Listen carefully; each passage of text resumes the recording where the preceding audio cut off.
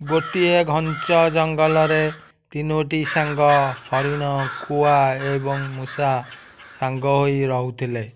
ସେମାନଙ୍କ ମଧ୍ୟରେ ସୁସମ୍ପର୍କ ଥିଲା। ସେମାନେ ଏକାଠି ଭୋଜନ କରୁଥିଲେ ଏବଂ ଜଙ୍ଗଲ ମଧ୍ୟରେ ଖୁସିରେ ଜୀବନଯାପନ କରୁଥିଲେ। ସେହି ଜଙ୍ଗଲରେ ଗୋଟିଏ ପୁଷ୍କରଣୀ ଥିଲା। ଏହି ପୁଷ୍କରଣୀରେ ଗୋଟିଏ କଇଁଛ ରହୁଥିଲା। ଦିନକର ଘଟଣା।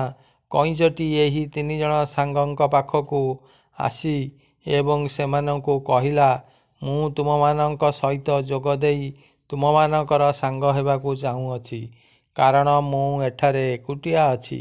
ମୋର କେହି ସାଙ୍ଗ ନାହାନ୍ତି। ମୂଷା କହିଲା, କଇଁଛ ବନ୍ଧୁ, ତୁମର ବ୍ୟକ୍ତିଗତ ନିରାପତ୍ତା ବିଷୟ କ'ଣ? ଆଖପାଖରେ ବହୁତ ଶିକାରୀ ଅଛନ୍ତି।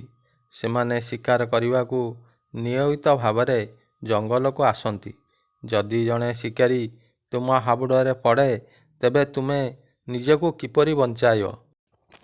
କଇଁଛ କହିଲା, ବନ୍ଧୁ, ଏଇଥିପାଇଁ ମୁଁ ତୁମ ଗ୍ରୁପରେ ଯୋଗ ଦେବାକୁ ଚାହୁଁଅଛି। ଏମାନଙ୍କର ଆଲୋଚନା ଭିତରେ ଏକ ଶିକାରୀ ଘଟଣାସ୍ଥଳରେ ପହଞ୍ଚିଲା। ଶିକାରୀକୁ ଦେଖି ହରିଣଟି ପଳାଇଗଲା ଏବଂ କାଉଟି ଆକାଶରେ ଉଡ଼ିଗଲା। ମୂଷାଟି ଏକ ଗାତ ଭିତରକୁ ଦୌଡ଼ି ଚାଲିଗଲା। କିନ୍ତୁ କଇଁଛଟି ଦ୍ରୁତ ଗତିରେ ଖସିଯିବାକୁ ଚେଷ୍ଟା କରୁଥିବା ବେଳେ ସେ ଶିକାରୀ ହାତରେ ଧରା ପଡ଼ିଗଲା। ଶିକାରୀ ଜଣକ କଇଁଛକୁ ଜାଲରେ ବାନ୍ଧି ରଖିଲେ। ହରିଣଟି ଖସି ଯାଇଥିବାରୁ ଶିକାରୀଟି ଭାରି ମନ ଦୁଃଖ କରିଥିଲେ। ଶିକାରୀ ଭାବିଲେ, ଭୋକିଲା ରହିବା ଅପେକ୍ଷା କଇଁଛକୁ ଭୋଜି କରି ଖାଇଦେବା ଭଲ ହେବ। ଶିକାରୀ ହାତରେ କଇଁଛ ଫସିଯାଇଥିବାର ଦେଖି ତିନି ସାଙ୍ଗ ବହୁତ ଚିନ୍ତିତ ହୋଇ ପଡ଼ିଥିଲେ।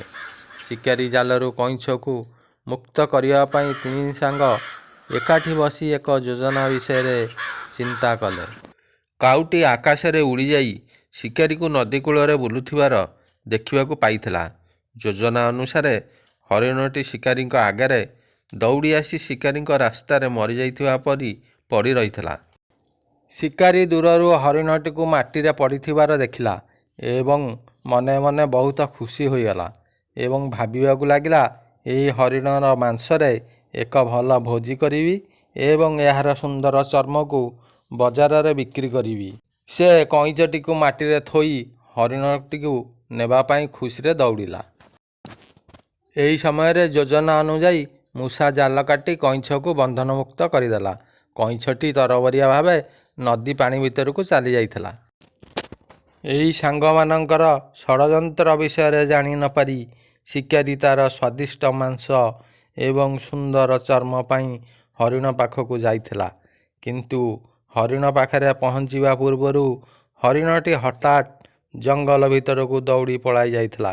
ଶିକାରୀ କିଛି ବୁଝିବା ଆଗରୁ ହରିଣଟି ନିଖୋଜ ହୋଇଯାଇଥିଲା। ନିରାଶ ହୋଇ ଶିକାରୀ ଜଣକ ପଛକୁ ଫେରିଯାଇ ଜାଲରେ ପଡ଼ିଥିବା କଇଁଛଟିକୁ ଆଣିବାକୁ ପଛଘୁଞ୍ଚା ଦେଇଥିଲେ। କିନ୍ତୁ ଜାଲରେ ପଡ଼ିଥିବା କଇଁଛ ନିଖୋଜ ଥିବା ଦେଖି ଶିକାରୀ ଆଶ୍ଚର୍ଯ୍ୟ ହୋଇଯାଇଥିଲେ। ଏହି ଘଟଣାକୁ ଦେଖି ଶିକାରୀ ଭୟଭୀତ ହୋଇ ଜଙ୍ଗଲ ବାହାରକୁ ଦୌଡ଼ି ଆସିଲେ। ଚାରି ସାଙ୍ଗ ପୁଣି ଥରେ ଖୁସିରେ ରହିବା ଆରମ୍ଭ କଲେ। ଏଥିରୁ ପିଲାମାନେ ଆମେ ଜାଣିଲେ, ଏକତା ହିଁ ବଳ। ଏକତା ଏବଂ ସଂଘବଦ୍ଧ ହୋଇ ରହିଲେ ବିପଦରୁ ମୁକୁଳିବା ଅତି ସହଜ ଅଟେ।